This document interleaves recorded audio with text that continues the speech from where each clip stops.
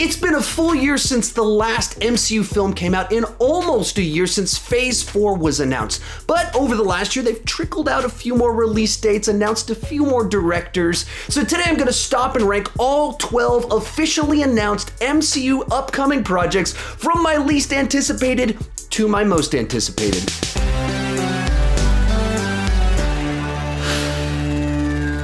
Hi, my name is Sean, and I love to talk about movies way too much. With that in mind, go ahead and join me down below in the comments section. Share your ranking of your level of excitement for each of these upcoming MCU projects. As I went into this, I've kind of teased a few more than I included in this video, like Ryan Reynolds has been suggesting he's going to do an MCU Deadpool film. They've said mutants are coming, but there hasn't been an actual announcement of those projects, so I didn't include them here.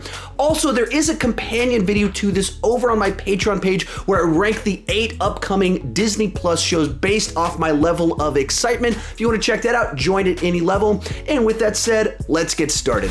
Coming in last place is Captain Marvel 2. While this is in last place, I'm still excited to see it. This isn't a hate placement. I'll be there opening weekend with excitement because it is the MCU. I'm a big fan of the MCU. The reason I put this one in last place is for a couple of reasons. First off, I don't feel like they've done the best job with the Captain Marvel character yet, making her likable and someone that I'm invested in. Because of the amnesia plotline in the first film, she always felt kind of at arm's length to me, like we never really got to know her. And then in the way they used her in Endgame, she was kind of talking down to the Avengers at times and really cocky, and so it just didn't necessarily endear her to me. So that's problem number one. Problem number two is that the directors of the first film aren't signed back on and they're not expected to return as of right now, which seems to be them knowing the first film wasn't as good as they hoped it could be, and I would kind of agree with that. I don't hate it, but it definitely has some tonal and story problems inside of it. So for those reasons, thus far, not one of the stronger MCU characters for me, thus not as excited. Number 11, Thor, Love and Thunder. Now, I was a big fan of Thor Ragnarok and what Taika Waititi brought to the table, but right now, I'm just not really feeling this movie based off what they've revealed thus far and where they've kind of brought the Thor character. Kind of felt at the end of Endgame, I was a lot more excited to see him go off on adventures with the Guardians of the Galaxy rather than returning to his own franchise. And so it just feels like one more of something that I thought was kind of complete. Add to that, just kind of the idea of a Lady Thor plotline with Jane Foster. I just don't really like it when superhero franchises or TV shows turn everyone into a superhero. And I know if you go to the comics, it's a comic origins of all of these things, whether in the movies or in the TV shows, but it just cheapens the idea of who heroes are if everybody turns into a hero. So that they're going in that direction just does not excite me at all. I do not need to see Natalie Portman with a hammer shooting people with lightning. Bringing us into the top 10 is Black Widow. Now, this is a movie I'm actually quite excited for, especially because we were supposed to see it 2 months ago. But since we're talking about the MCU, there's a lot of competition for my excitement. So this one actually is a little bit on the lower side, simply because it is a prequel. It feels like a movie that needed to come out in 2017. Had it come out in 2017, I'd probably be a lot more on board with it, but doing it after we've already seen Black Widow die as kind of this prequel, telling us kind of filling in a gap between two movies, that just isn't as exciting for me. Also, I thought that Black Widow would have lent herself really well to a TV series and kind of do something that's longer form storytelling, kind of more in-depth character development, more maybe a mystery inside of it. That's what I was kind of hoping for. So when they gave her a movie, I was like, oh, cool, we're finally going to get her front and center. But after she already died, because it is a prequel, inherently it just kind of feels a little bit less consequential. And maybe I'll be wrong. I am so excited to see this movie and I want this to be awesome. But because of the nature of it, it just feels like there's a cap on how great this one can be. Number 9, Ant-Man 3. I actually really enjoy the Ant-Man franchise as it's just a lot more lighthearted by its nature than a lot of the MCU. So it's just easy to digest. fun. And because the last two have been some of the weakest, if not the weakest performing of the MCU films since Phase 1, I was pretty surprised that they greenlit a third film, but very excited that they greenlit a third film. Last fall, it was announced that Peyton Reed signed back on. Writers have been hired, so they are working forward on this film. So it's one that I'm excited to see. At the same time, we've seen a couple before. We've seen Ant-Man show up in a few other movies. So I kind of know what I'm going to get. I'm excited to get more of it, but there's not kind of like that surprise and wow factor as of this moment. Next up is Spider-Man 3. So at the end of Far From Home, Peter Parker was outed as Spider-Man, so who knows what on earth is going to happen with this film. Now, I've said it before, I kind of really want them to go a little bit more traditional with their take on Spider-Man. I understand why they needed to do something so different in the first two films to kind of difference it from the template of the previous two franchises. But now we're like 5 years into this version of Spider-Man and Peter Parker, so I want to see him do some more traditional stuff. And so the fact that they kind of outed him as Spider-Man in the film makes it kind of difficult to do that when you find another way to kind of turn the whole usual Spider-Man formula on its head. So while I've enjoyed the two previous films, really enjoyed Tom Holland in the role, and they always find something fun to do with these movies, I'm kind of skeptical that I'm going to get what I really want, which is a more traditional Spider-Man story. Number 7, Black Panther 2. Now, I've said it many times that I felt like the previous Black Panther film was one of the more mature films inside of the MCU with kind of a little bit deeper of a message to it, more thematically rich, and obviously it was nominated for Best Picture that year.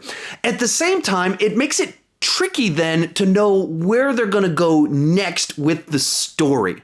Because we saw kind of the epic royalty version of a Black Panther tale, are they going to have another person challenge the throne? Is he going to leave Wakanda? What exactly is this going to look like?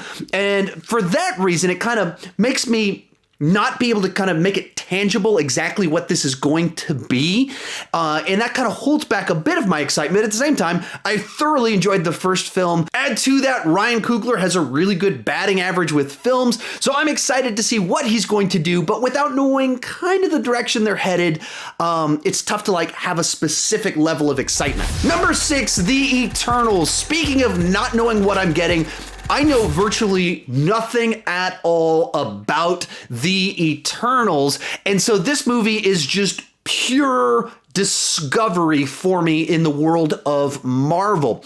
And with certain films, that kind of holds back my level of excitement, but when they're going kind of weird, cosmic with things, that always kind of amplifies my excitement simply because they're taking risks, they're doing weird things. And back when they did that with Guardians of the Galaxy, it was one of the most pleasant cinematic surprises I have ever had. And so because this one is so distant, so weird, so strange, all of those things make me excited for this movie that I have really no idea what to expect from it. Even just looking at the cast, when you have Angelina Jolie and an absolutely ripped Kumail Nanjiani, I don't know what that is. I'm excited to see it though. Bringing us into the top 5 is Shang Chi and the Legend of the Ten Rings. Now this is another Marvel character that I'm not as familiar with, but I do like the fact that Marvel is choosing to kind of continue to expand the types of stories that they're telling, heading in new directions. I really enjoy the fact that we're going to get a proper version of the Mandarin in this film and not just have a doofus actor making poo jokes as the Mandarin. So that's a positive for me. But the big thing that's kind of won me over for this project is it's being directed by Destin Daniel Cretton. This is a director that I always miss the fact that he's directing things until a little bit too late in the process. So he did this movie a few years back called The Glass Castle, highly divisive. I know a bunch of people that hated it, but for me, it resonated with a lot of things, kind of with like my backstory. And then earlier this year, a movie came out called Just Mercy that he directed that was one of the most emotional experiences I've had in the theater since The Glass Castle came out. So however he directs films and does his character arcs just absolutely resonates with me. So the fact that he's going to do a Marvel film that I'm sure is going to have a bunch of martial arts, and I love martial arts films, all of that sounds absolutely perfect for me, right up my alley. And as soon as I realized he was directing this one, which took me way too long to figure out, it skyrocketed on this list for me. Then we have Blade. This is a film I'm not really sure what to make of it at this point in time because the Wesley Snipes franchise had such a distinct style and vibe to it that was also very rated R. I mean, it kicks off with people in a rave and it starts raining blood and then vampires start eating people. Limbs are cut off left and right. There's blood monsters. There's people being harvested for their blood in packages, and it's creepy stuff. And so when they announced that they were doing a movie in the MCU, inherently, I am very excited to see this. I want to know how the MCU is going to tackle a character just so known for being in the R-rated space. How are they going to Marvelify it and fit it into the Disney family? That Mahershala Ali wanted this role and was a part of the process by which it got made makes me even more excited for it. Now, this one previously, when I did a different version of this video, was higher up on the list, but the fact that a year's gone by and we don't have a release date, we don't have a director, but they've given release dates to all these other projects, kind of makes me wonder if they are sure what they're doing with it. Also, that question mark about the R rating has me holding back just a little bit from my initial excitement, but I love the fact that we're going to get a Blade in the MCU. Real quick, before I give you my top 3, remember to share your ranking down below in the comment section. My list isn't the right list, it's just my list, and I would love to see yours.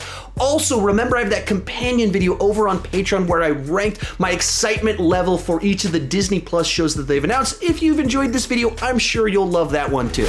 In third place is Guardians of the Galaxy Volume 3. Now, some people might be a little bit surprised that this one is so high on my list because I was pretty negative on the second film, but the fact that I don't like the direction that James Gunn took the second film doesn't change the fact that what he did with the first film, I absolutely loved, and there's always the potential for more things that I absolutely love, and that's what I'd prefer to focus on. This is also a movie that seemed like we weren't going to get it for about 9 months there because James Gunn was fired over some previous tweets, and so we was wondering we were going to get someone else was going to direct it, was going to be canceled entirely. Supposed to come out a couple years earlier, but because he was fired, he took the Suicide Squad gig, and that delayed this film a little bit. So all of that actually makes this project even more interesting for me because he'd finished his version of the film that was supposed to come out a couple years earlier. So what does that even mean? How much was changed? I'm just curious. I'd love to ask answers to those questions. I don't know if we'll ever get them, but we will get this movie eventually, and I can't wait to see him close out his trilogy and get to spend more time with these characters, and hopefully Thor is pretty prominent in the film as well. Our runner-up is the Fantastic Four. Last year at Comic-Con, KEvin Feige made it pretty clear that the Fantastic Four are on their way, and just the simple fact that finally we're probably going to get a good version of the Fantastic Four has me very excited. You know, the one from 15 years ago just felt a little bit watered down, a little bit too kiddie perhaps. The one from 5 years ago is a thing. And so the idea of KEvin Feige, who has an amazing track record of getting talent to produce quality films, means we're going to finally get a good Fantastic Four film. Now, this one might have been in first place if we knew who was directing it, who was going to star in it, if some of these rumors had come to fruition. At the moment, we're still kind of waiting to get more answers, though we do know something is coming.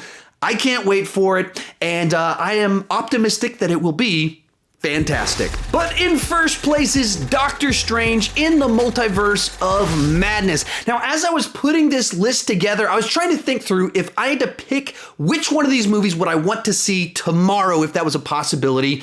At the end of the day, the one that I picked was Doctor Strange 2. There's several different reasons for that. First off, I thought there was a bunch of things about the first film that I absolutely loved in regards to the visuals, the character himself, and the thing holding it back was actually the Marvel origin story template.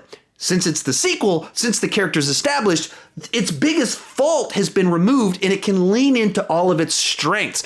Second thing I'm excited about is that it looks like it's going to really incorporate into the WandaVision TV show, leaning into, obviously, the multiverse.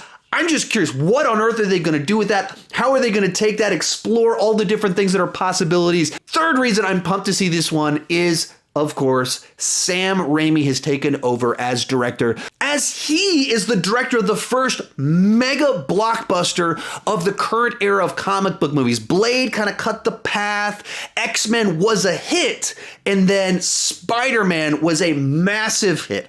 And so having him return to the Marvel family, doing something inside of the MCU, just has me incredibly excited for the potential. Also, this is a guy that kind of made a name for himself directing weird horror films. And so the idea that he's going to kind of be the one to bring horror to the MCU sounds amazing to me. I can't wait to see it. So it comes in at number 1. Remember, there's a companion video to this over on my Patreon page with my take on the 8 upcoming Disney Plus shows. If you've enjoyed this video, you'll absolutely enjoy that one too. Or if you just want some more Marvel content now, got a playlist right over there with more of my Marvel rankings. Thank you so much for watching, and keep talking movies too much.